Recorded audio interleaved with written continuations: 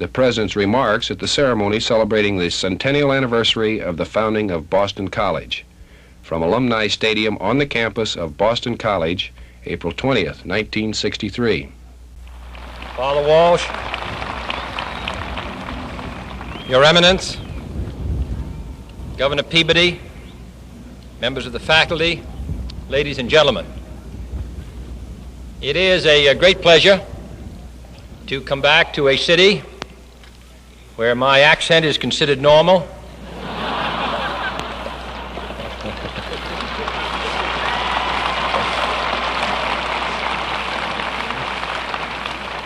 And where they pronounce the words the way they are spelled. I take special satisfaction in this day as the recipient of an honorary degree in 1956 from Boston College, and therefore an instant alumnus. I am particularly pleased to be with all of you on this most felicitous occasion. This university, or college, as Father Walsh has described, was founded in the darkest days of the Civil War, when this nation was engaged in a climactic struggle to determine whether it would be half slave and half free or all free. And now, 100 years later, after the most intense century, perhaps, in human history, we are faced with the great question of whether this world will be half slave and half free, or whether it will be all one or the other. And on this occasion, as in 1863, the services of Boston College are still greatly needed. It is good also to participate in this ceremony, which has honored three distinguished citizens of the free world, President Pusey, Father Bunn, and our friend from the world of freedom, Lady Jackson. Boston College is 100 years old by the lifespan of men, but young by that of universities. In this week of observance, you have rightly celebrated the achievements of the past, and equally rightly you have turned, in a series of discussions by outstanding scholars, to the problems of the present and the future.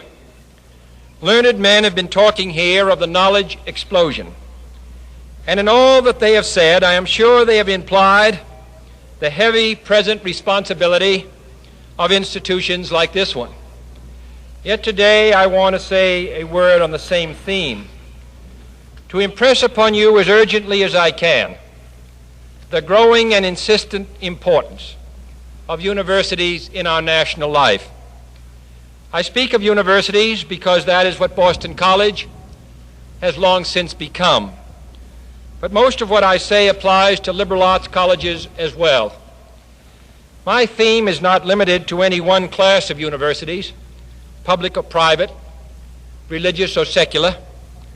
Our national tradition of variety in higher education shows no sign of weakening, and it remains the task of each of our institutions to shape its own role among its differing sisters. In this hope, I am much encouraged by a reading in this last week of the remarkable encyclical, Pacem in Terris. In its penetrating analysis of today's great problems, of social welfare and human rights, of disarmament and international order and peace, that document surely shows that on the basis of one great faith and its traditions, there can be developed counsel on public affairs that is of value to all men and women of goodwill.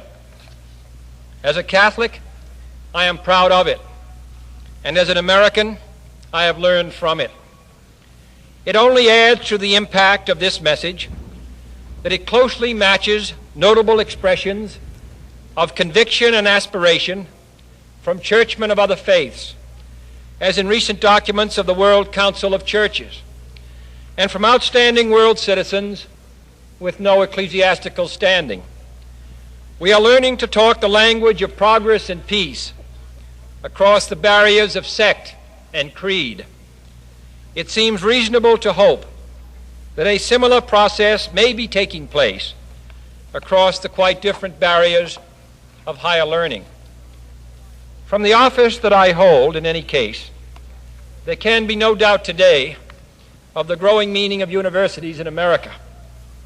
That, of course, is one basic reason for the increasing urgency with which those who care most for the progress of our society are pressing for more adequate programs in higher education and in education generally.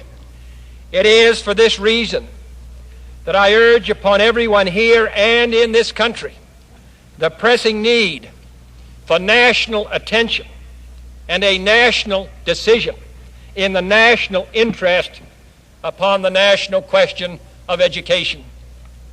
In at least 4 ways, the new realities of our day have combined to intensify the focal role of the university in our nation's life. First, and perhaps most obvious, the whole world has come to our doorstep, and the universities must be its student.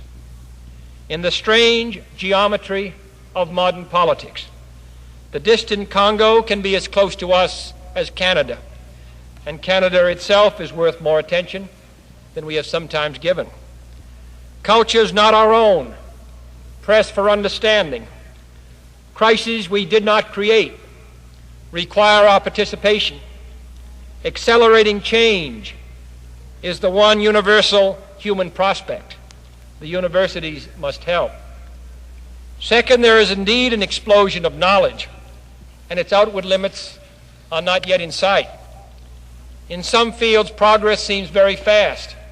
In others, distressingly slow.